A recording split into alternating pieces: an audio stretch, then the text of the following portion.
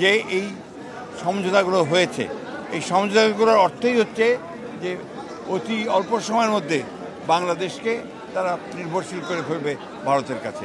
যেটা অন্যান্য বিষয়গুলো আকাশ, স্থল, নৌপথে সবখানেই তারা আজকে তাদেরকে সেই পার্টনারশিপ দিয়ে দিয়েছে।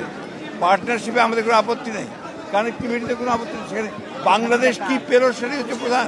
তার পানি আমরা পাইনি, আমরা অন্যান্য অভিন্ন যে নদী আছে তার কোনো হিস্সা আমরা পাচ্ছি না। এই একটা সীমান্তে হত্যা বন্ধ হচ্ছে না।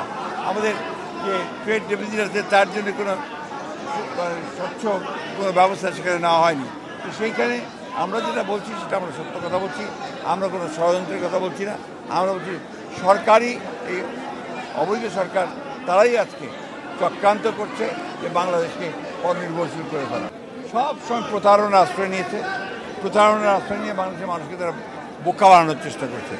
আজকে যে সমঝোতা চুক্তি যেটা তারা স্বাক্ষর করে এসেছে এর মধ্যে পরিষ্কার করে বলা আছে, প্রমাণিত হয়ে গেছে। এবং যে সবচেয়ে বড় মারাত্মক যেটা আপনার যে করিডোর তারা দিচ্ছে, রেল করিডোর, এই রেল করিডোর তো বাংলাদেশের কোনো কাজে লাগবে না। তাহলে বাংলাদেশের মাটিতে তারা রেল লাইন স্থাপন, রেল ব্যবহার করবে, সেখানে বাংলাদেশের কোনো স্বার্থ ব্যাহত হবে না। আমরা তো এখানে কিচ্ছু পাইনি, আমাদের যে পানির হিস্সা সেই হিস্সাটা আমরা পাইনি।